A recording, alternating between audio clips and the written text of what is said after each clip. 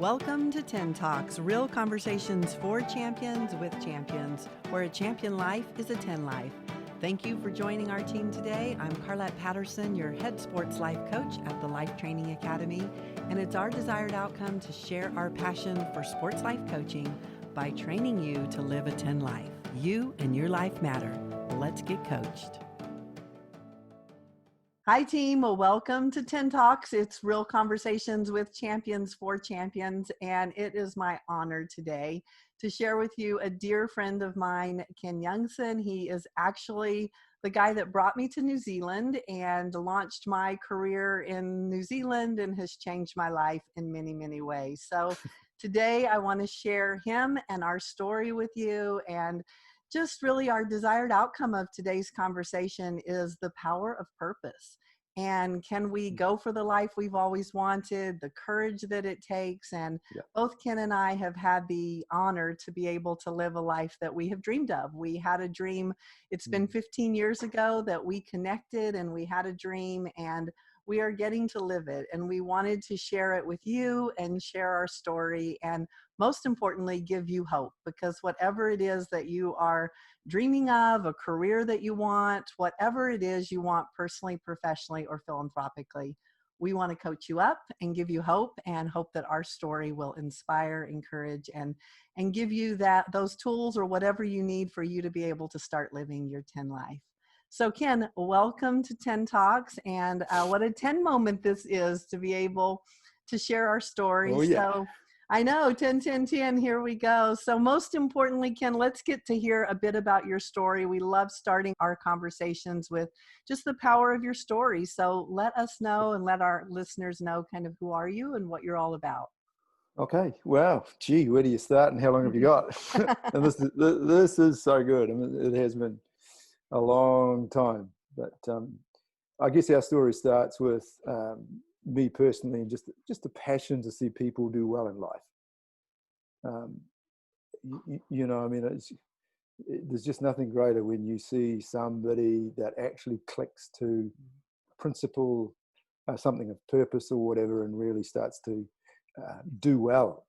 I mean, our motto here at InnerFit, we run an organization called InnerFit New Zealand, and our tagline simply says, success starts within.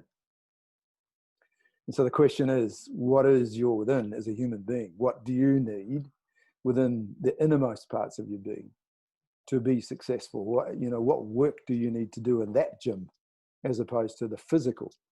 And so that's very much our focus. We work a lot in the primary school sector here in New Zealand. Why? Because all the research tells us that if we get a young child set up well before they hit 10 or 11 years of age, then you get the concrete to set right in the mold, and they travel through the rough years of teenage years and into life with a lot more success. There's a lot of research around that. You've got to wait till 16, 17 and they haven't had the foundations put right. Then you've got to break the concrete up and start again. That's painful, not to mention expensive. But this journey for me started way back when Carlette and I first clapped eyes on each other. Gosh, that was in Athens.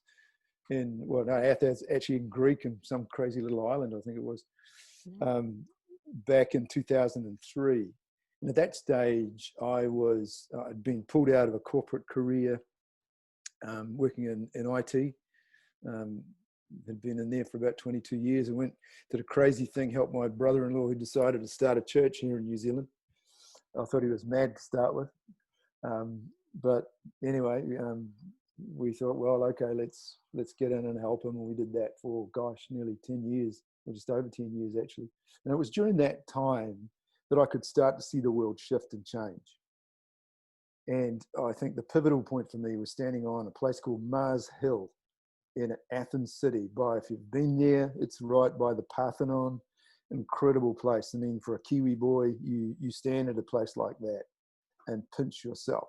And for me, because I am a man of faith, having read the Bible extensively, places like that with the Apostle Paul, he wasn't a mythical figure. He was a real man. He stood on a rock there and he spoke to the Greeks and the philosophers of the day, to Socrates and Plato and his other mate, and debated about what is the meaning of life?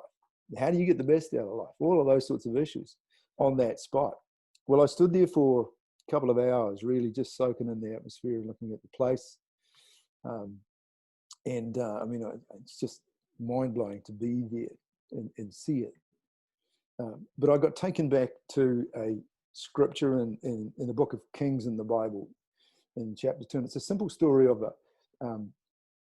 the elders of Jericho, scholars would have us believe, which is a very picturesque place. It's on a hillside, baked in sun, views to die for. Looks amazing. But the issue was that the water supply had gone bad. And, when you got bad water, bad things happen. People die, women miscarry, crops fail. And it was like, oh, okay, well, it's a nice story, but what's next? Didn't really mean a lot to me at that point. The story goes on and it says the elders basically didn't know what to do. They were toast. I mean, talk about COVID. Well, this was their COVID. They were like, we got people dying. So they called for the prophet. Elisha comes and he says, bring me a new bowl, hugely significant, and fill it with salt. So he took that bowl of salt to the spring that fed the water supply, threw it in, and it fixed the problem. I don't know your perspective on things, but whether that's an analogy or a true story or whatever, but here's the thing. When you examine and study the scriptures in that way, spirit and water are type for each other. And honestly, like a PowerPoint unpacking in front of that hazy Athens afternoon, there was this picture coming. Well, Kenny, just think about it. Your cities look great. New Zealand's known for its beauty as a nation. No problem there. But it's not the water supply, but it's the spirit of your people that are starting to become sick. We have right now the worst suicide in young people on the planet, bar none. We have this incredible nation in many respects, but with deep problems, not with what we can do and achieve on a rugby field or whatever, but who we are and how successful are we as people. Right now, COVID is just a nightmare of a virus, but it's exposing the real underbelly of some of this stuff. So right there, 15 years ago, we're standing with this, you need to find a new bowl boy. Get another way of delivering salt into your nation that will fix the problem. And I'm going, well, okay, some clues, please. Yeah, little help, please. Oh boy, that's where the journey started. I mean, I was shaking in my shoes. Now, the funny thing is that the Parthenon has all sorts of Greek gods and things like that. And one of them up there is the goddess Diana. Well, my wife is called Diana. And I thought, how on earth am I going to go home to the goddess and tell her I've got this idea? And I think we should be starting something different. But we did. It was just an idea, but it was such a compelling, oh man, it would be hard, it'd be fun to do the movie of it, really. It was so impactful. We came back to New Zealand just going, well, what does this mean? How do we do this? What does a new bowl look like? We live now in what I would call a post-Christian culture, although our culture here in New Zealand was very much founded on a Christian principle and premise. It's no longer the case. So we need new ways of basically helping people not ram the Bible down their throat, but help them understand that to be human, there are things that help you become successful. Was it Maxwell that says that talent will always get you to the top. It's your character that will keep you there. And so what we really started with was a focus on how do you develop the character of an individual? What is it to have that level of fitness that will enable you to ride through the rough stuff, the tough days, come out the other side and really benefit from it? We know that muscle doesn't get strong without some load, without some braking. With good recovery, it'll come up above the baseline. Same in life. So that's kind of the idea that we started with. We started with a passion to work with sport people. I literally came back to my job and shared that with the guys, and I said, gee, you've got to have a crack at this. We'll release you to do that. So we had a little bit of support financially. The rest of it was like, dear God, how are we going to make this work? This is an idea. This is not a product yet. Yeah. We don't have anything of substance, really. We don't have any relationships with people that are meaningful. But then things started to line up. The trick is you got to step over the line to get going. You can't, it's not going to land in your lap without some sweat, without some risk. But once you get going, it's amazing what turns up. And, you know, I mean, the first thing that turned up was relationships, like our relationship with Carlette. That has just been amazing and so pivotal in shaping what we now have in this InnerFit journey to serve our nation and beyond. Gosh, I mean, there's just so many incredible things that have happened through the journey. I mean, I can remember we put a board together just to help shape the vision going forward. Great guys. We lasted about 4 months, and a couple of the senior board members sat me down and says, "Oh, well, I think you've had a good crack at this. You should go and get a job." Okay. We don't have too much money left. I didn't have a car. We sold that. We just got on with it, really. And I thought, dear God, what do I do now? These guys are bailing on me. Well, I tell you, within a week, I had met a gentleman, just briefly, really hadn't said much to him at all. He says, "Oh, what are you doing?" I said, "Oh, this is the dream that we have." That was early December of 2005. He rang me up in January of that year. We literally had enough money to survive through until the end of February of 2006. And then it was, what the heck are we going to do now? Well, that guy rang me up. He says, "Man," he says, "yeah, I get asked for money by a lot of people, but," he says, "I can't quite get what you're trying to do out of my head. You're going to need some help." He says, "Can we have coffee?" You know, I says, "Yep, sure. That'd be great to catch up." So we sat there, and he says, "What do you need?" And I stammered and stuttered. In fact, he nearly slapped me over the table to get some sense out of me. And I blurted out, "We need about 10,000 a month to really get this thing going." And I can tell you that we've had 10,000 a month in our bank account since 2006, every month. I can tell you that when you step over the line into purpose, it is amazing what will meet you on the journey if you'll take the risk and get going. The ship has to have some momentum to be steered and to get to a port. It's sitting in a harbor.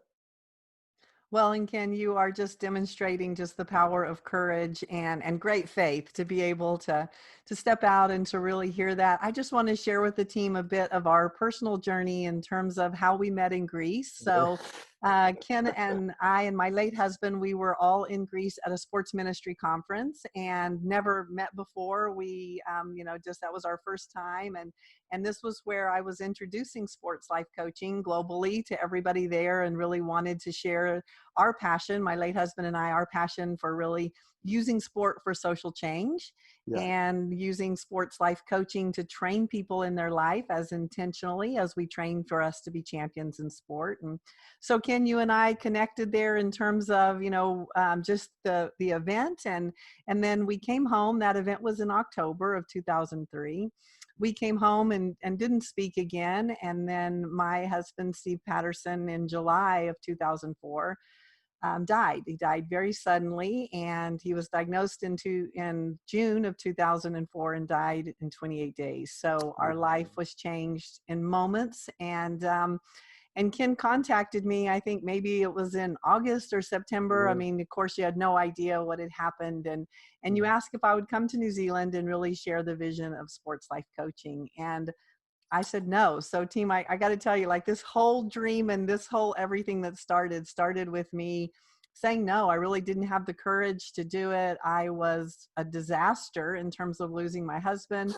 I was raising 3 young women. I mean, my girls were, I think, 20 and 19, and McKenna was 5. So, our world had been turned upside down. I'd never been to New Zealand. I didn't even have New Zealand on my goal sheet. I mean, there was nothing about New Zealand that, was anything I was interested in. And Ken just said, please think about it. And I just said no. I mean, the last thing I wanted to do was leave my little women. I certainly didn't want to get on a plane for lots and lots of hours and fly to a country I didn't know anything about. And Ken and I didn't have any more of a relationship than just the opportunity that we had spent time at a conference together. And, you know, again, at that conference, we didn't have a lot of bonding time. It was more, we were bonded over the mission that we were there from a sports ministry perspective. And it was just that connection that happened. And so I sent Ken an email with a million questions and really was setting him up to be able to say no. I mean, I didn't want to go, but I wanted to be a faithful servant. And so, you know, that's how our relationship started. And Ken answered everything and said, yes. I mean, he said, let's do this. And that's how it started. So I said, okay. I kissed my little women goodbye, got on a plane for 10, you know, to be in New Zealand for 10 days. We went around and talked to everyone, met different people, and shared our passion for sports life coaching. And from that day, we had no idea. I mean, both of us agreed we would give it a shot for this one time. I mean, I would invest in coming to New Zealand. Ken would invest in me. We would go hard for 10 days. And then at the end of the 10 days, we'd evaluate, you know, was this on mission? Did this fit? What did we want to do? And wow, team, I'm just telling you, 15 years later, we are still here cheering each other on each other's support team. My life has changed dramatically because of the courage that Ken had. Ken has brought sports life coaching to New Zealand. We have a team of people in New Zealand that serve and support the athletes' hearts all through sports life coaching. There isn't a day that goes by that I am not grateful for Ken and for Di in terms of your support and just, you know, what you've done and all the people that you have touched because of your courage to reach out to me, and then us coming together, really igniting that power of team. And most importantly, team, I just want you to hear that Ken and I didn't know what we were doing. I mean, we didn't have a business plan. We didn't have anything except a desire to serve and support and faith that we would do our best and that, you know, and it was anchored in this relationship that we would be for each other. And we didn't know what that meant or how we were going to do it. And maybe it'd be one trip to New Zealand or we didn't know. We really didn't plan ahead. We just stepped into the future and, you know, stepped into the present moment and said, okay, let's see what we can do. And so that was my experience, was showing up and being like, wow, I don't have no idea. Let's see if this can work, if this can happen. And, you know, throughout this conversation, we will share just the many 10 moments. I mean, our 15 years have been packed with 10 moments. We've grown, you know, our children have gotten to know each other. Ken and I have just connected on a way that we will forever be in each other's lives. And we want to share that with you today so that if, you know, if you're thinking about something, if there's a season in your life where you've got a dream or you've got something that's important to you, we want to encourage you today and just hope that our story does that. So Ken, I know you invited me, you didn't know what you were getting into. Take it from there in terms of our first trip and kind of what's happened since then. Oh, mate, it's amazing. And when I think back to that conference, I had the privilege of sitting behind Carlette and Steve. Well, in fact, I sat behind Steve and all I saw of the conference were these massive shoulders. I mean, how tall was Steve? He was what? So Steve was 6'9", team, you know, he was a big guy. And so, when that's a true statement. When you sit behind him, you're going to see Steve for the entire time. Yeah. It was unbelievable. Yeah. I mean, it's been a huge journey, huge privilege to basically be a part of your life too, Carlette. I mean, I remember when you came here, we had really no idea how tender, you know, having lost Steve, things were for you. But yet, you know, we honor you from the point of view that you had the courage of your convictions, but to place your trust in God, come to this crazy country and kick off something that's been hugely significant for us here. I mean, our journey has started with athletes because, I mean, when I stood on Mars Hill, it was like, well, think about it.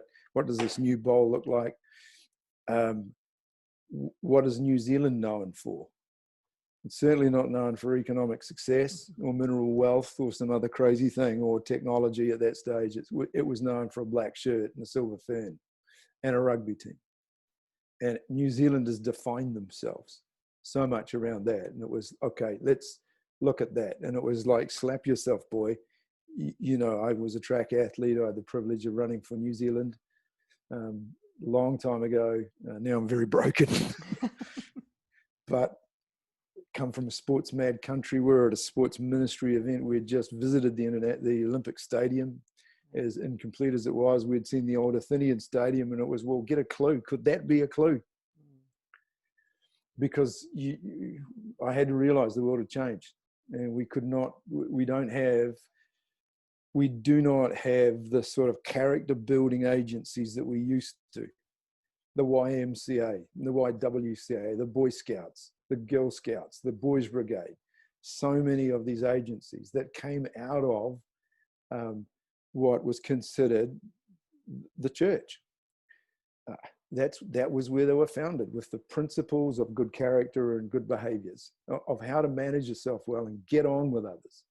That's where we taught that. I got dragged as a kid to Sunday school and sat there and told to listen, as many of my mates were as well. And you learned so much about life and about how to do well.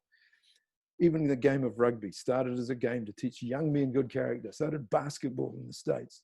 We don't have any of that now. But to be human doesn't matter. Here's me on my hobby horse. Doesn't matter who you are, what color you are, what shape you are, where you're from in the world, or what value systems you've grown up with. To be human, there are some fundamental things that are important to all of us. And all we really sought to do from that early stage was find ways of learning how to walk the journey with somebody in a meaningful way that connected with them, to serve them, not our agenda. And that's where you, Carlette, really were a major, major, major part of shaping what we have here now, and that of InnerFit. It's how do you walk with a person to actually see meaningful change? In fact, we got a saying that popped out about 3 a.m. one morning, and that is, it's a bit cheeky, but it's that information and inspiration, which we're good at receiving these days. Without some perspiration, we'll just leave you with constipation. Yeah, okay. I mean, you're just all bunged up with ideas, but nowhere to go. You have to do the work. And it was, how do we actually help people to do the work on their own lives so that they can be the best that they can be, or as we call it, BTB. And that's what we founded our programs on. I know in the early days, we connected with the Breakers. Remember that, Carlette? Absolutely. With Liz, and that was huge. I remember they tossed us an idea that says, well, we're going to put together a manual for grassroots coaches just to learn how to coach the basics of basketball. And I thought, Carly, she knows how to play the game, I'm sure. Well, we knew nothing about basketball. I wasn't a basketballer, and I knew nothing about kids really in terms of kids' education. But we tossed that around. We basically looked at what could we do here. Came up with a simple concept, and that was, how do we link a basketball skill or drill to a principle in life? And remember writing that? Oh, dear Lord. I mean, there were many nights sitting there thinking, what the heck do we do? But it was just an idea. That's right. And that started, back with, what does this new bowl look like? Mm-hmm. Simple concepts like rebounding in basketball. It's a fundamental that you need to understand and learn. Resilience, or bouncing back in life, was what we paired that to. I mean, trying to play basketball without the lines on the floor, pretty hard. So boundaries are important. Right. So that was the picture that we started with. And then we had the opportunity of taking what was written there a stage further to fit the New Zealand primary school curriculum requirement. We had some help to do that with some skilled teachers. And so we've gone on from there. And, I had to realize that whilst we work a lot with athletes and still do occasionally, we're working so much in the lives of young children to help them learn how to set up for success rather than wait till they're broken and we've got to find a way of fixing them. Right. Doesn't make sense to me. So, it's been an amazing journey to get to this point. Well, and team, I really want you to hear just that the power of purpose is what gets us through the really tough times. And it's actually when you're anchored in purpose, it's so much bigger than the no's that people tell you or the failures Yeah, that you experience. yeah, And that's really the gift that Ken and I got when we started on this journey, is that our purpose was we wanted to serve and support people. We wanted to be able to take the language of sport, which was near and dear to New Zealand, the country, and to my heart. And we wanted to come up with a way, how could we be in relationship with people and really help them become their very best? I mean, it was a very simple concept that is all anchored in being in relationship. And so many times we don't invest in each other and invest in relationships. Instead, we invest in an idea, but we don't go forward with really what is it going to take to be in relationship. And yeah, so as you are thinking about just, a vision you have or a dream you have, I want you to know that there's going to be a lot of performance barriers that show up. There's going to be a lot of hardship and great celebrations. And that's certainly what Ken and I have endured. We have been on, Skype in the olden days when we were connecting and, really trying to, half the time it worked, half the time it didn't. But again, we didn't give up. We knew we wanted to do this. I mean, I traveled to New Zealand constantly, and really it became, a place of home for me. It really is great for my spirit. The people there have become our family. My girls have gone there. We've taken Arizona State University's basketball team there. I mean, all of a sudden, our worlds that were very far apart became together in such a beautiful way that has been transformational. And I just hope that you can take from our conversation that if you have something on your heart that's really important to you, or that it just, it's a quiet voice that just keeps showing up, I hope that our story gives you that fire to say, what can I do with this? And yeah, most importantly, you're not going to know exactly. I mean, Ken and I have developed this as we've gone. It's been like, okay, what do you need? What do we need? How do we want to do this? Who do you know? What can we do? And really just, being anchored and being for each other. And so much about, what do you need? Like, let's do this. And that's the power of team, is really making sure that whatever your vision is, you're not keeping it to yourself. yeah, Please share it with as many people as you can. Let go of approval or what are they going to think or what's going to happen. And this is where that connection to your heart is so valuable, because we got to bring together that me cue that we have now, that intelligence of me. It's connecting the mind and the heart so that yeah, we really understand who we are. And that takes great training. So yeah. you're getting to watch Ken and I train for 15 years. So it's been, quite a journey. And the whole time we've been doing the reps in the life gym of how do we really make sure that a person's life is set up for success in the same way that maybe our businesses are set up or our sports are set up, and we pour so much time into that. So Ken, I just want your words of wisdom as we sign off with our team. As you watch your film and you think about this incredible journey, what would you say, kind of your top 10 list or words of wisdom? What do you want to share? I think it reminds me of one of my favorite quotes from Viktor Frankl, who simply endured the most terrible things through that Holocaust in a concentration camp. And he said that he who has a why can withstand any how. Mm. So the question is, how strong is your why?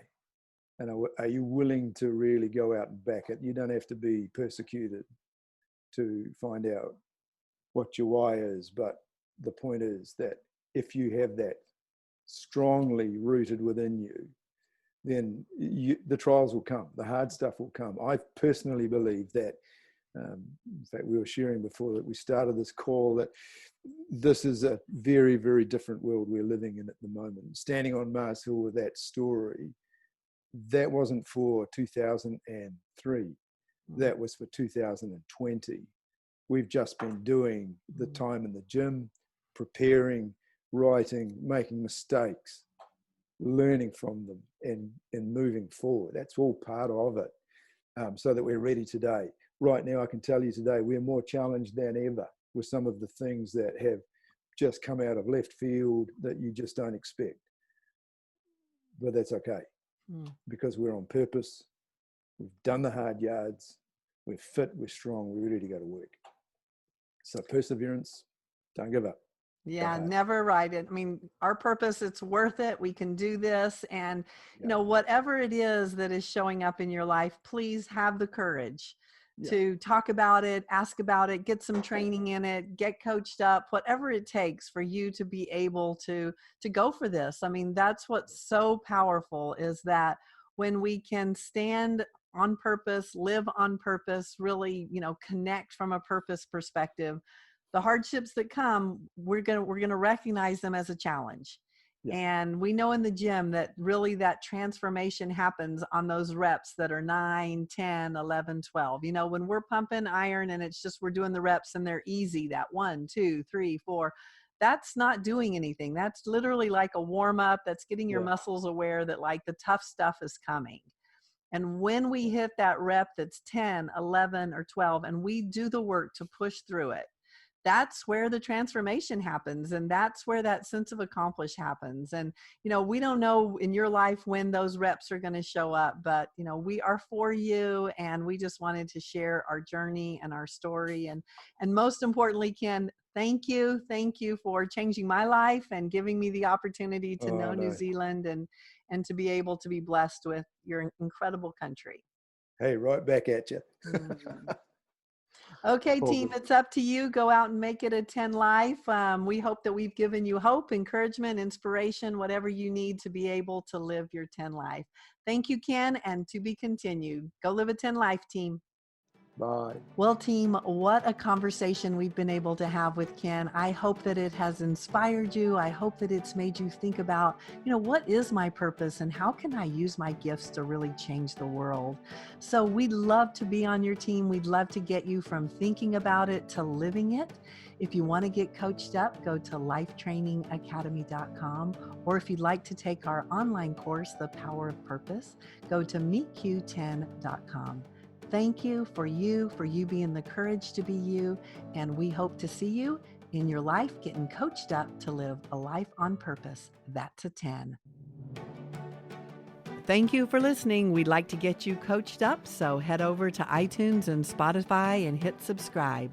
And remember, a champion life is a 10 life. You and your life matter. Create a life that you love, give hope to others, and be and choose nothing but 10s. Be you, the world needs you. Go to lifetrainingacademy.com to start your training and get coached.